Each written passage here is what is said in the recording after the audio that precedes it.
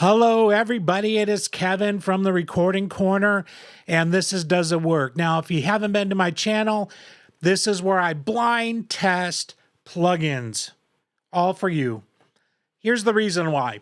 If you spend $100, $200, $300, $400 on a plugin, and it doesn't do what it says it does the way it should for you, then you're getting ripped off and you need to spend your money elsewhere. So what I do is I take the guesswork out of the plugins. I test a bunch of different plugins to see if they're worth it, to see if they do what they do, to see the ease of use, and then also see maybe if they're revolutionary or not, if they're game changing or not, and all that stuff. So that's what I do here. Now, that's the first thing. Second thing is, today I'm announcing the name of the AirPod Max winner. Yes, I am the winner of the AirPod Max. I will not do that till the end of this video, so stay tuned. Today's video is a special one. It is the NAMM Special, I call it.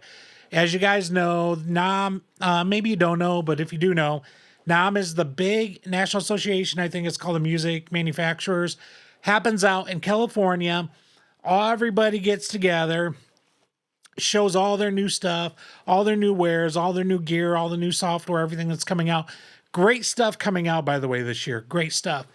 So what I did is I was on a YouTube channel that was like an unlisted private stream that was going on with all these big producers and all this other stuff. And I am taking this moment to answer all of your questions that have come in from NAMM to me and from messages I get as well. So they are the top 10 questions of what music producers have asked me. These are the top 10. And what I did, once again, is I took the top ones, how many asked each of one, and I put them in order. So number 10 is, any advice on not hitting the space bar when I'm trying to talk on this video? See, this is raw. I told you this was raw. Any advice on building a successful career in music production? Any advice? Man, there's a lot of advice I could give on this, but the best advice that I could give is invest in yourself. And that's the first piece of advice. Invest in yourself.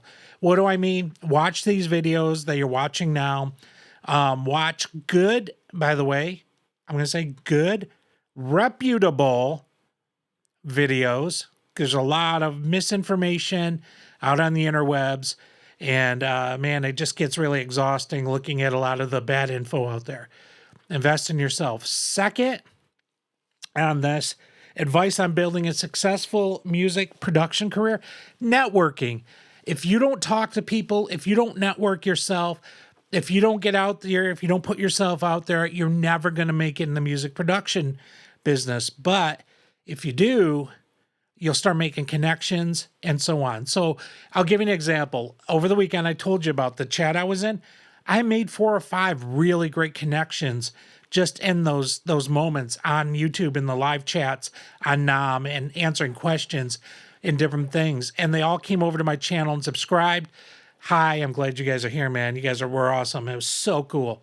So that's what I'm going to tell you, is that that's where it has to be. You have to network. Now, number 9. How do I get my music on streaming platforms?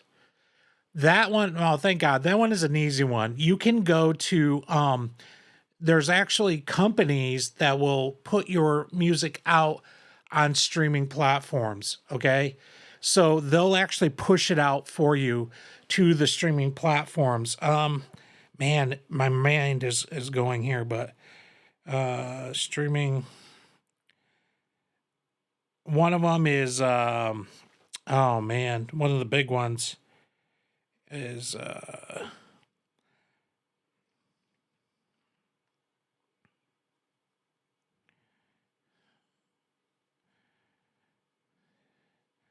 hang on, I'm getting you guys this information. Sorry. DistroKid. Oh my goodness. I can't believe I forgot that.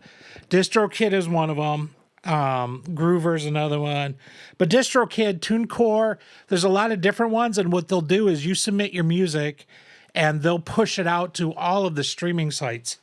So that's a DistroKid is probably one of the biggest ones that I've seen that's used mostly is DistroKid. So how do you get them on platforms that get it out to DistroKid? Then once it's out on the streaming platforms, now it's up to you to network to get it on a good playlist. So you have a lot of these people who create really, really amazing playlists like on Spotify. Write to them, get to know them, send them your music.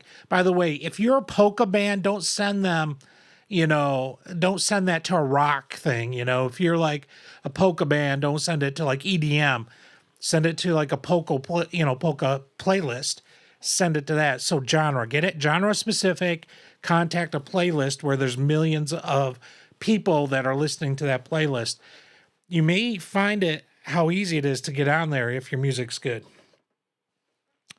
Next, what are common mistakes to avoid as a beginning producer? What are common mistakes to avoid as a beginning producer? Common mistakes is don't buy everything that everybody tells you to buy. That is the biggest mistake as a producer. Buy what you need for that time, for that period where you are in your producing journey. So everybody, listen, the hype out there is if you buy the Neve, simulation software plugin, times 10,000 with 86 billion oversampling, I'm being very facetious. Then you'll sound like CLA. You'll sound like, Manny Manquin. You'll sound like, all these other Butch Vig. Buy this, you'll sound like these. Don't buy the hype. Buy what you need. What I mean by that is you can get a good startup system as a producer with stock plugins. Yeah, I said it, stock plugins. By the way, stock plugins, a lot of them on Pro Tools, Logic is nuts with how good they are. And a lot of other places, Ableton and all these guys, Cubase too, has amazing stock plugins. You don't need to buy the third party. Don't buy the third party unless you need it. Save your money. Learn what you've got inside of your computer. Get a simple setup. Get a good microphone and a good preamp with a really good computer that can handle processing. And that is it. Call it a day. Learn that like the back of your hand. Learn that like you know yourself. And then once you get to a certain level, you'll say, well, I need something else to get me to that next level, then buy it. See, what I did early on as a music producer is I bought all this hardware gear. And I spent probably a good almost $100,000 in my early career just buying stuff. And then I used this like tube compressor one time. And I didn't even know how to use it. I'm just like turning knobs, and everything. And I ended up unplugging it. I didn't know how to use it. So I wasted all this money. Don't waste your money. That's the best advice I can give. Go simple at first. Learn, and then add. See, that was your music to say, go produce. On that, really seriously, learn the plugins inside of your DAW. And buy a good preamp and a good microphone. A good microphone, you can get a good microphone for $500 or less nowadays. Even U2 used a 58, sure. So there you have it.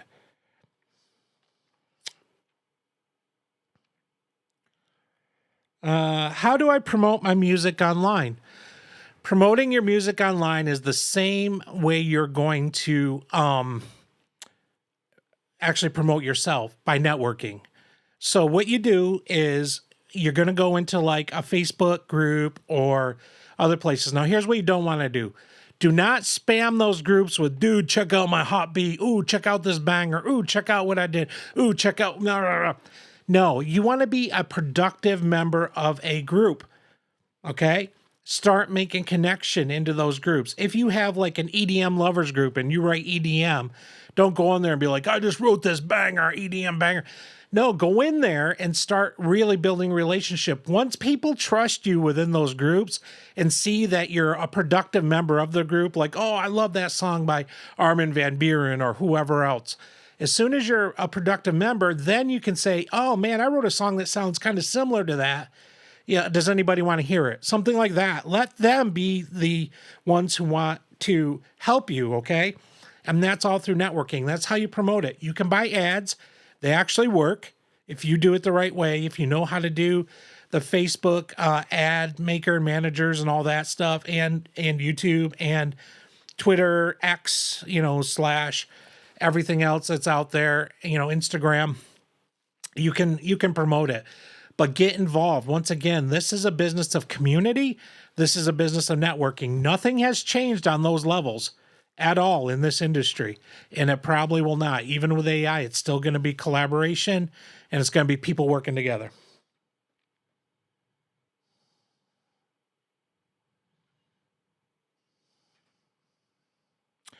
Okay, the next one is, what's the best way to learn music theory for production? Music theory for production. If you are a keyboard player, there are plenty of apps that literally teach you not only notes and structure, but teach you actually the theory, and will teach you music, reading music. So you have to start to learn theory. I think that's what they're asking, right? What's the best? Oh, learn music theory. Yeah. To learn theory, you have to start learning how to read music. That's your starting point. If you learn how to read, then you can learn theory. Now, here's what's crazy about theory. When I was teaching at the college level, we did theory 1, theory 2, theory 3, theory 4. Theory 4 is almost where they dismantle theory 1, theory 2, and theory 3. And they take it and it becomes very dissonant and very atonal and very crazy. And that's theory 4. Theory 1 and theory 2, I think for people who are in like pop music, 1 and 2 is really good. You can go 3 if you want. If you want to do film composing, maybe go up to 3. If you really want to do crazy weird crap, you can go up to 4. But 1 and 2 is really great. If you learn those, you'll be well on your way of learning theory. Now, what I want to say is this. It doesn't say music law. It says music theory. What it means is it's only a theory. So sometimes what you're learning in theory is to go, well, don't do parallel fifths, and don't do this, and don't do that, and don't do that, and don't do this, and you can't do that, and you got to do this. It's only a theory. If it sounds good, do it. If it sounds good, write it. If it has a hook, do it. Who cares? But it is good to understand theory, because you may be working with a lot of people who can read music, who can write music, and that's going to help you further your career, because a lot of young producers, they just want to write beats, but they don't want to learn music. You have to learn music to understand music. You have to love music to understand music, but loving music and then learning music, they go hand in hand.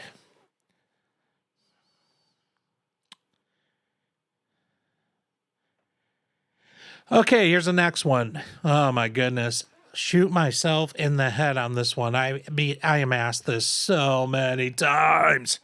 Where can I find royalty-free samples and sounds? Listen, do not pirate them. If you pirate something and then it becomes a hit, and then that company finds out that you pirated it, for example, Big Fish Audio, they are royalty free. If you do not buy their product and you create a banger with it, and they find out that you pirated that and did not buy it, and they ask you for proof that you bought it, you're getting sued for millions, by the way. So what you want to do is buy your samples. Splice, that's one place. Producer Loops, that's another place. Loop Masters, that's another place. Big Fish Audio, there are just probably hundreds of places to buy loops. There are independent guys like me who will create a loop or a beat for you. That's also really good. An original that nobody else, by the way, can get. That's not commercial. So you're getting your own loop from that person. And once you buy it, it is yours to use. By the way, YouTube, those guys that write beats up on YouTube, you can buy those from them and they're royalty free. But once again, you risk when you do that having somebody else grab your song and then make the same song from that beat. And now you're in battle, and who's the right or who's the wrong? You know what I mean? You go to court, nobody. You probably both get to keep your stuff. But if you pirate it, you're going to get busted. I know that for a fact. I can tell you, I have a friend who got sued because they used pirated beats. All right, next one.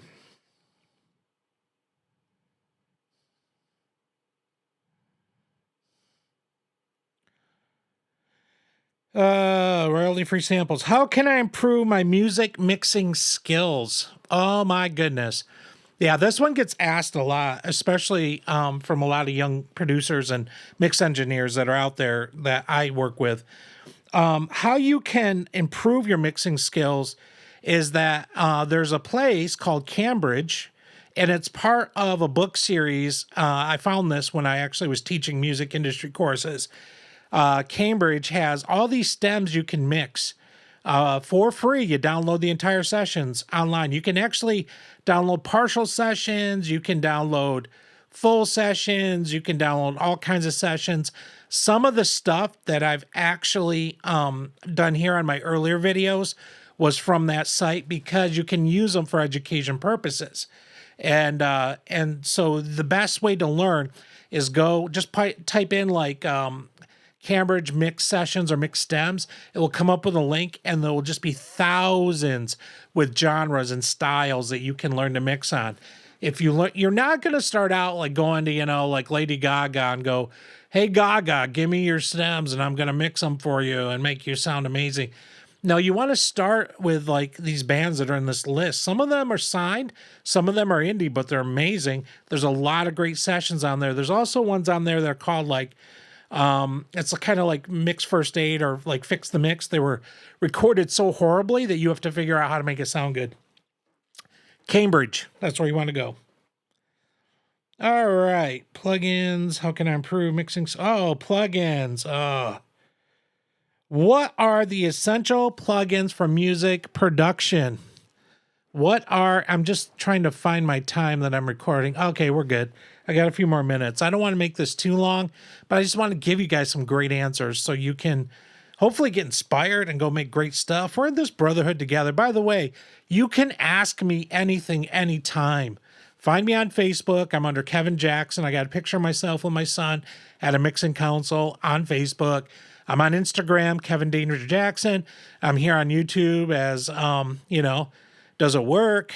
You can find me anywhere. I am an open book to help you get to where you need to get. So let's go. What are the essential plugins for music production? Essential plugins, EQ, right? That's a good one. That's a great place to start.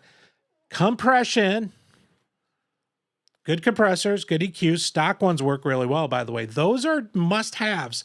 Your EQ is your best friend. Get to know it like your best friend. But if you don't have a best friend, then get to know it like something else, like the way you play Call of Duty. There we go.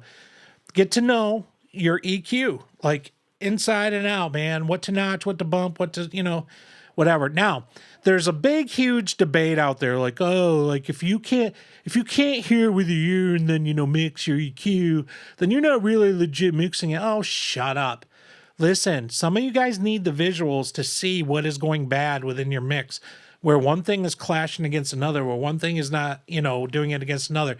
Hey, I get the merit of using your ears. I mixed on analog consoles for most of my career, so my ear was well developed in hearing it.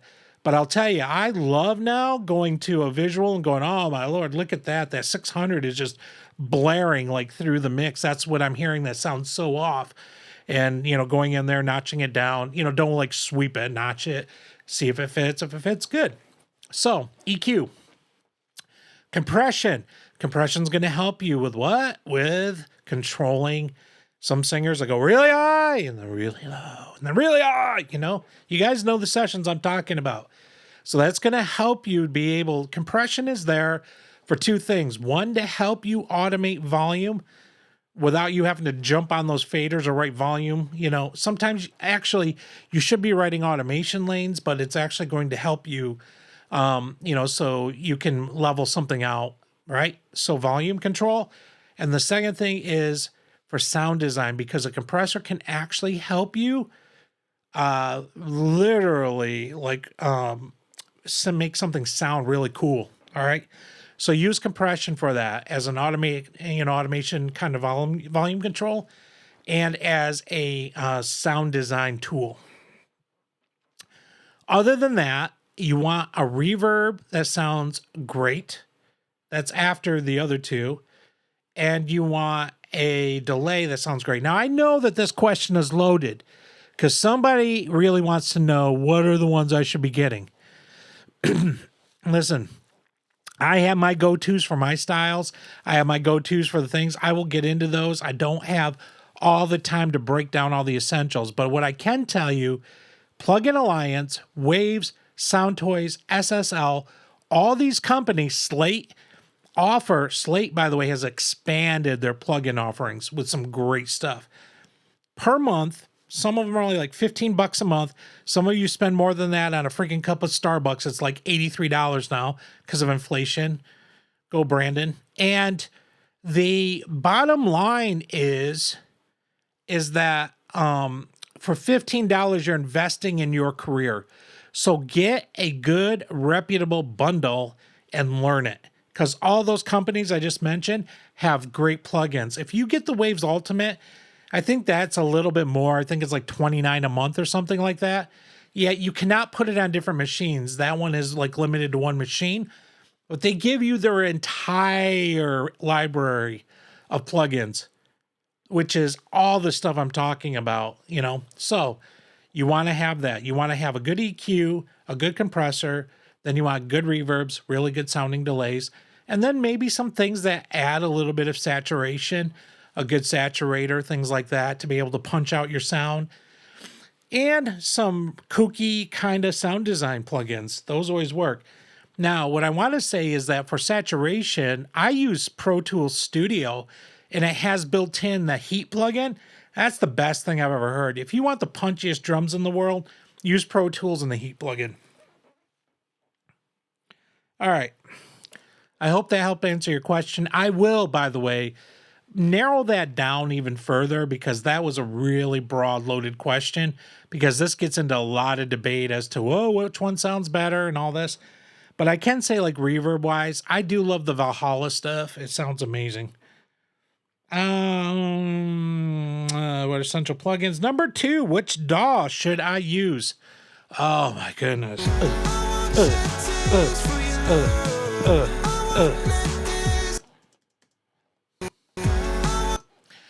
Okay. Which DAW should you use? The DAW that you feel comfortable.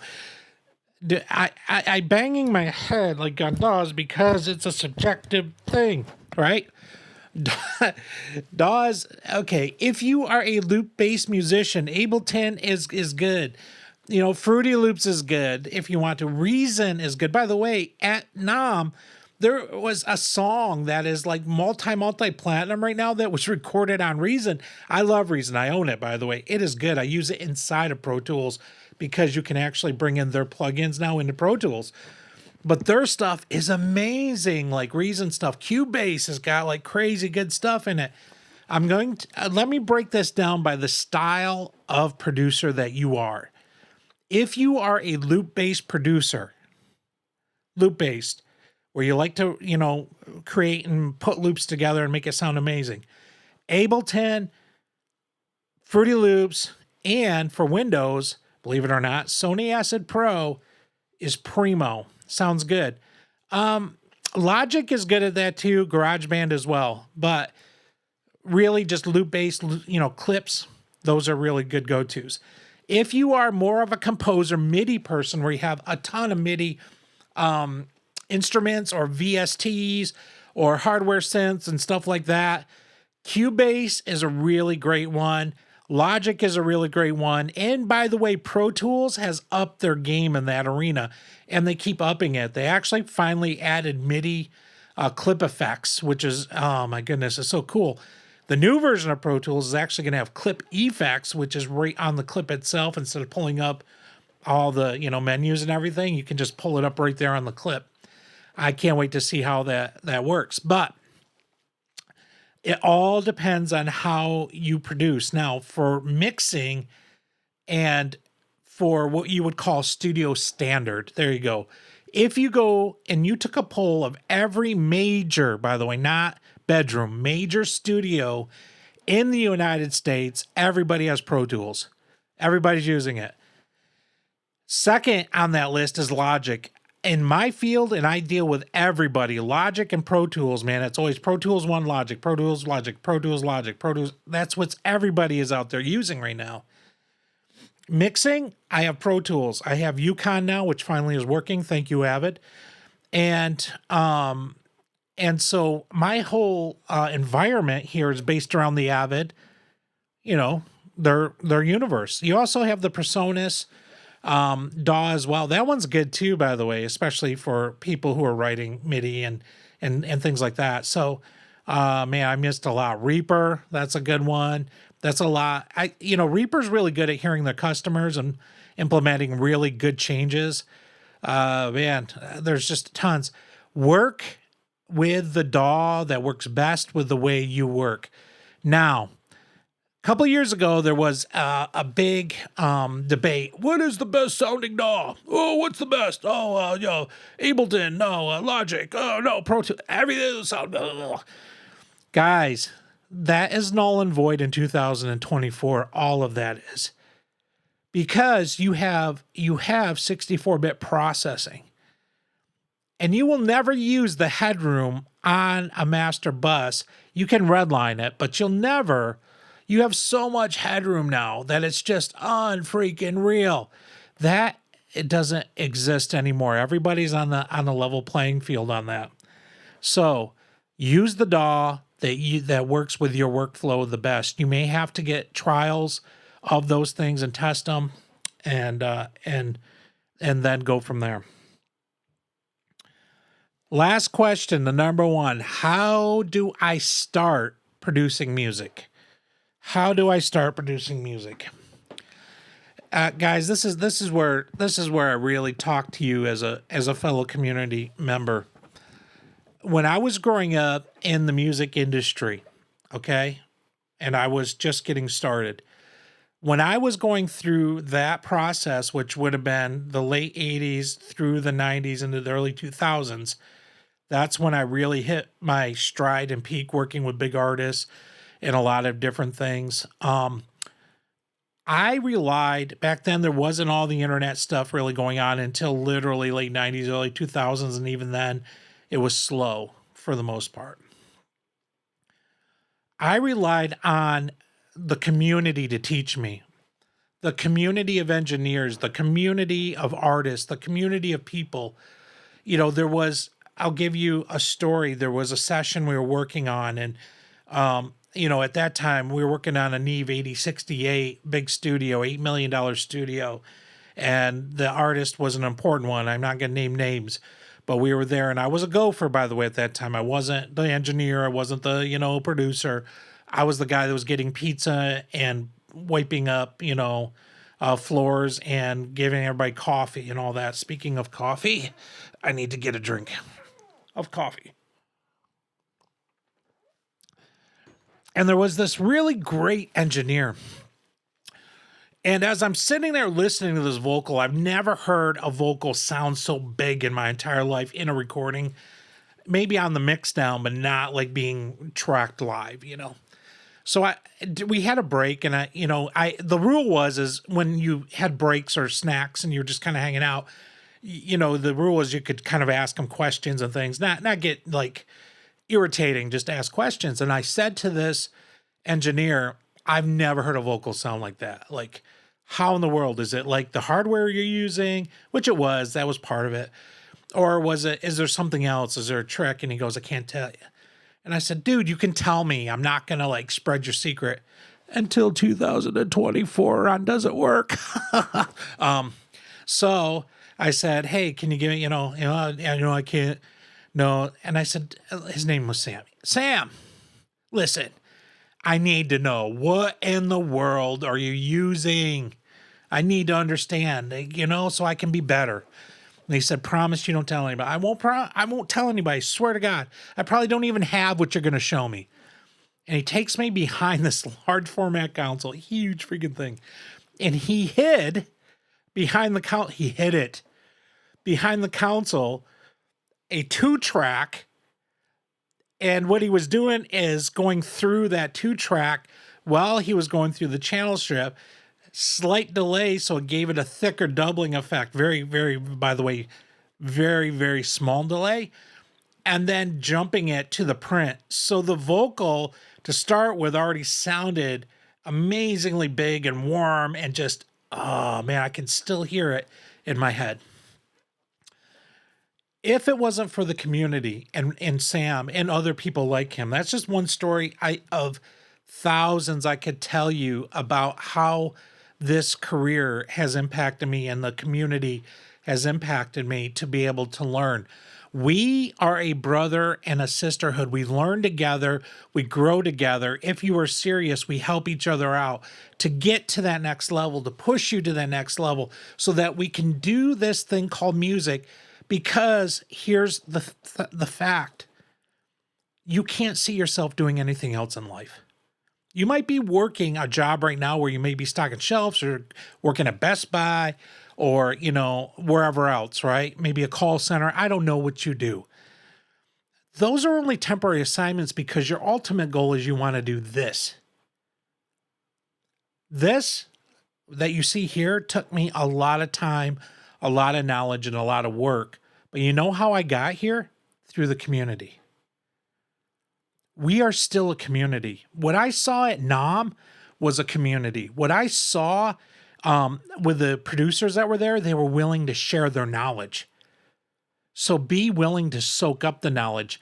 Don't get on there and be like, yeah, I wouldn't do it that way. You're not the expert. They have the platinum album. That's the other thing. Teachability. You need to be teachable. Listen, you might not agree with what they did, but they got the sound and you didn't. So you want to be within the realm and erring on the side of learning and education and teachability. And if you do all of that and network and create and be within there and you keep honing your craft, you're going to make it. It's going to be hard work. Stop playing Call of Duty for 6 hours. Stop doing the stuff you're doing for the time you're doing it and wasting time on social media. I'm on social media. Listen, I limit my time now. I do not give that any more than an hour and a half a day. I will get on there. I'll answer questions. I may post something about my son or my family. Boom, I'm off. And I'm in the studio grinding away. And it's at the point now, okay, so let me give you guys this one. In the 80s and 90s, somebody asked me this during the question and answer at NAMM, during the NAMM chats. And they said, I know your stuff from the 80s and 90s early on, and then you kind of disappeared. And have you come back? And if you have, how? Wow. That was a hard question to ask. And here's the reason why. Because in the 80s and 90s and early 2000s, I was on the top of my game in the industry, doing the stuff. Had my own indie label, was working with big artists, was doing a lot of stuff. And then my life fell apart. I ended up getting a divorce. I ended up hitting a brick wall. I crashed and burned. And you want to know the truth? I burnt my black book that had all my contacts in it.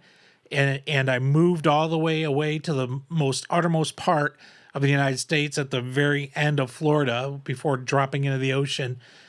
And I said, I'm done with music. I'm done with this life. I'm done with everything. I'm just done. And then all of a sudden, I'm back in the flow. And it was really weird. I started getting pushed back into the flow. And I was like, all right, if this is where it's at, I guess I'll go with this. And now all of a sudden, in 2024, I've got a #1 song that I mixed sitting on the rock charts, moving up through the contemporary charts and all this other stuff, and working on all these bands now that are contacting me that are really great bands and big bands. And I can't wait to help them and work with them because they're amazing. Some of them are musical heroes. How did it go from obscurity back to where it was hard work and then making connection and reestablishing those connections, not the old ones, like new ones, and rebuilding that entire thing. I had to rebuild my career to come back to where I am now. And it was hard work. I didn't have time to be on social media for 5 hours a day. Don't have time to be on the video game. Maybe once every 2 weeks I'll take a 5-hour video game break, for my mental health and play it. Maybe. Sometimes I don't. The last stretch I went almost 3 months with only playing like 10 minutes, maybe a day of something like that. But staying productive all the time, and learning and absorbing and learning. And me being the age that I am, I need to learn all the new techniques. This is a very long answer to that question, but hear my heart on this. Guys, you can make it. We're a brotherhood and sisterhood. Network, work hard, be teachable, stay positive. Lots of doors are going to slam in your face. Don't give up. Don't throw the towel in. Somebody did that the other day. I'm done with it. No, don't. Don't. That means life won. Life doesn't win. You win life. You push life. You're the one that makes your destiny. You're the one that drives it. You are your worst enemy. And if you take all of your time and energy, and also for me, it's my faith, and pour it in, some great stuff is going to open up. I can guarantee you that. Man, I love you guys. I love this community. Thank you for letting me speak into your lives. Thank you for being part of my channel.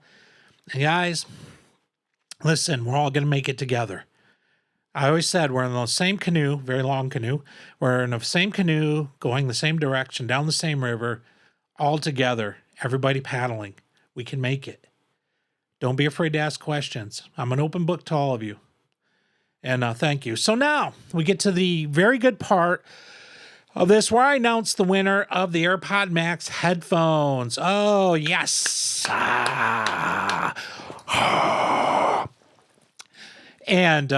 And so here we are. That was like ASMR.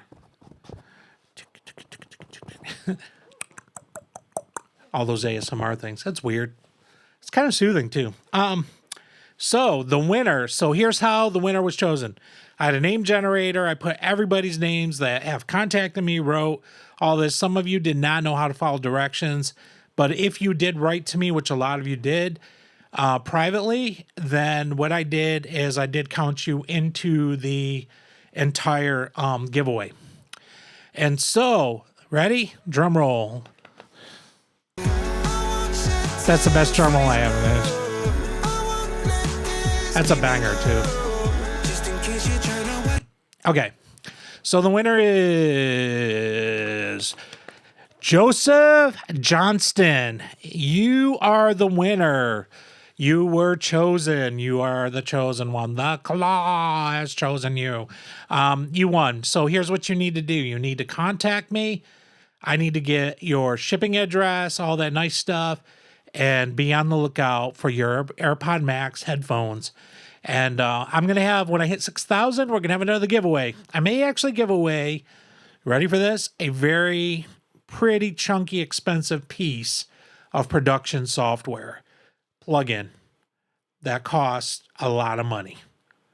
6,000 subscribers. We're at 5,430. At 6,000, I'm going to give away some really nice software that probably, I mean, it'll probably cost about as much as the AirPod Maxes, maybe a little more. But be on the lookout. Hey, thank you guys. And I'll see you guys on the flippity flip on the next one.